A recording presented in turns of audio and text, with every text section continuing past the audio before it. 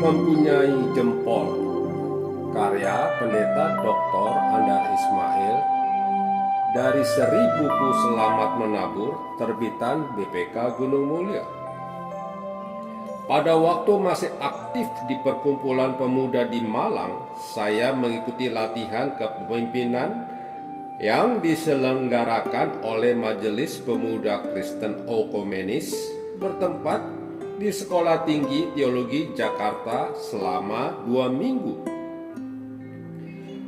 Pada suatu jam istirahat, kami beberapa orang peserta berdiri dan mengobrol di halaman asrama.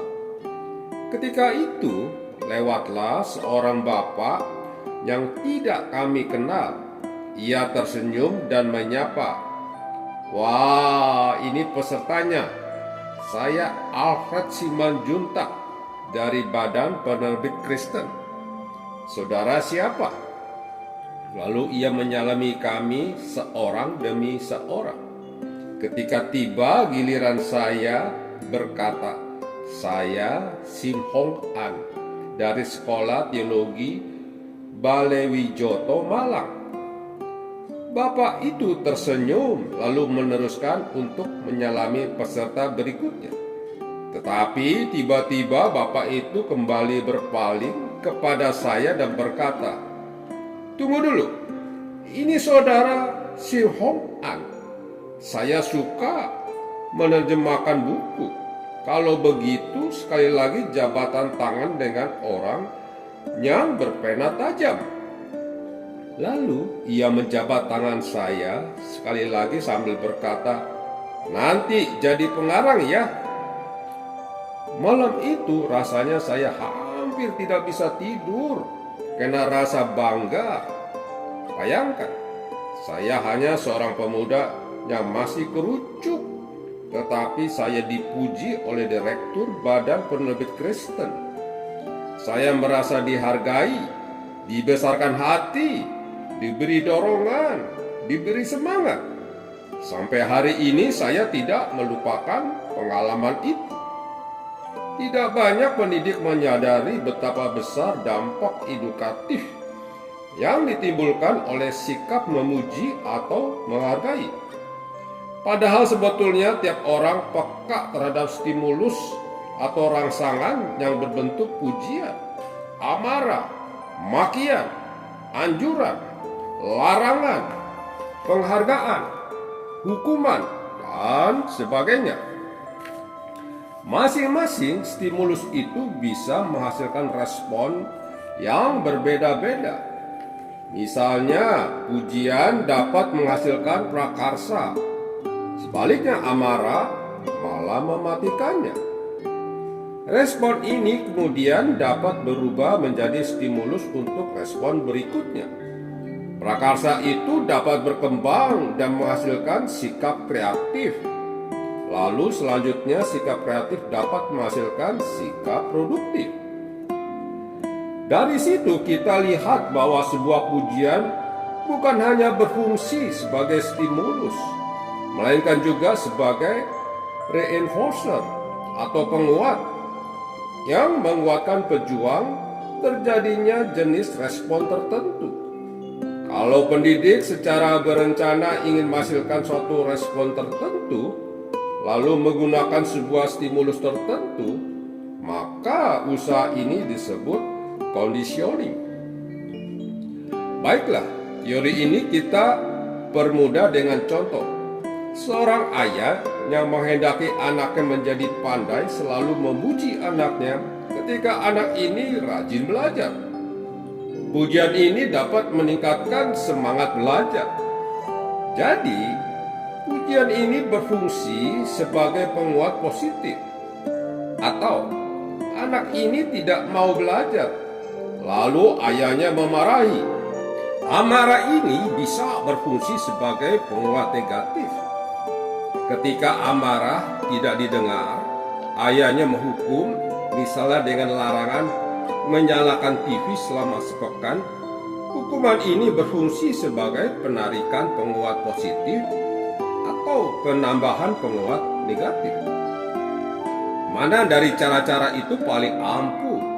Jelasnya, lebih ampuh bukanlah menghukum perilaku yang buruk, melainkan menguatkan perilaku yang baik. Pujian adalah penguatan atau perilaku yang baik. Yang dimaksud dengan pujian bukanlah kata-kata mulut, sanjungan kosong atau penghormatan berlebihan. Sanjungan berlebihan biasanya diberikan oleh orang yang gila hormat pada orang yang juga gila hormat. Bukan itu yang dimaksud di sini. Pujian adalah kata-kata yang wajar yang mengungkapkan penghargaan dan apresiasi kita yang tulus terhadap perbuatan seseorang. Yang dipuji bukan orangnya, melainkan perbuatannya. Tujuan sebuah pujian adalah dorongan agar orang itu meneruskan perbuatan baiknya di waktu mendatang.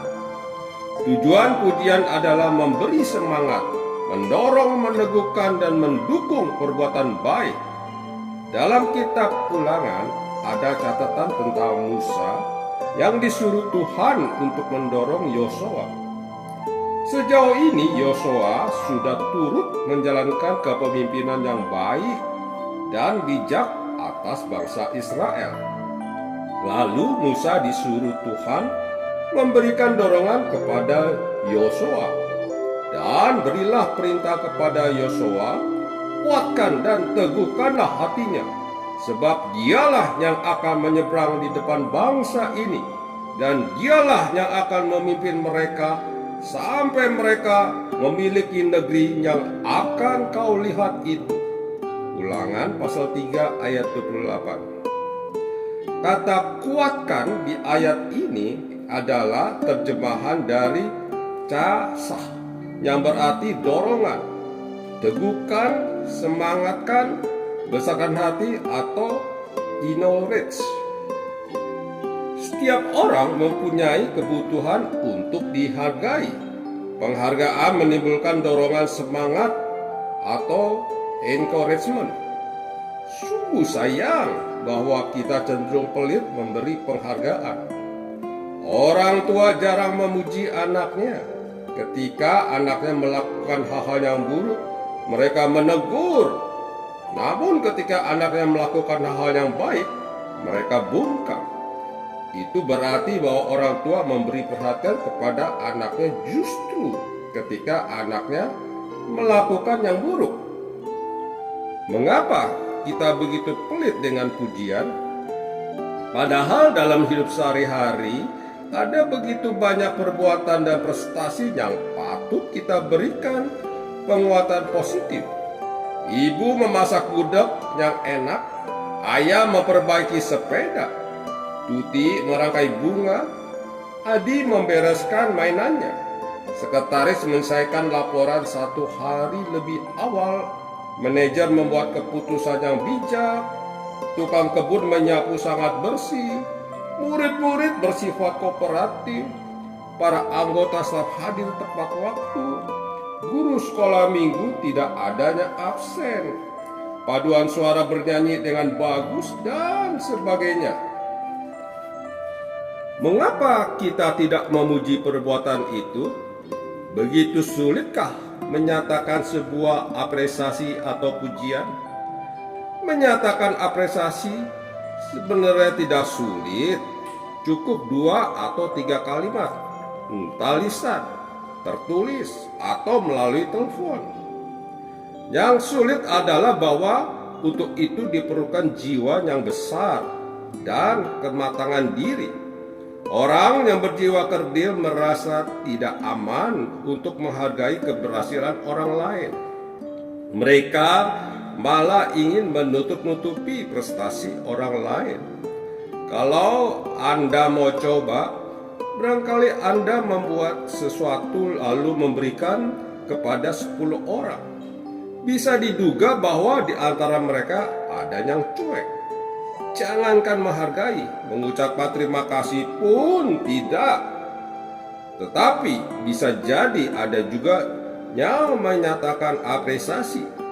Siapa orang itu?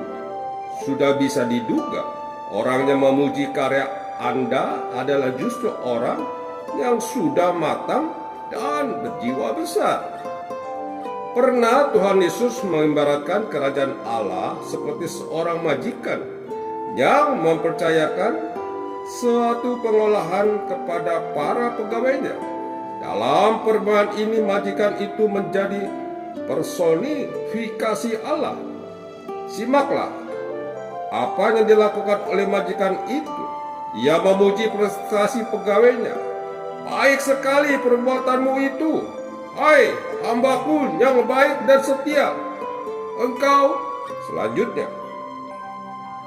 Ia seolah-olah memberi acungan jempol. Tuhan mempunyai jempol dan Tuhan mengacungkan jempolnya. Amin. Mari kita berdoa. Bapa Surgawi, kami bersyukur dan terima kasih renungan pagi hari ini dapat mendorong kami untuk memuji kepada sesama kami yang telah melakukan perbuatan baik di mata-Mu. Amin. Janganlah tawar hatimu, percayalah padanya, giat lakukan tugasmu, pintar dan terima kuasa. Jangan mundur, maju saja. Jangan undur saat susah, Tuhan melindungimu. Harap saja pada Tuhan, puji Tuhan saat susah, haraplah pada Tuhan. Jika bebanmu sangat berat dan engkau rasa penat, pandang Yesus juga.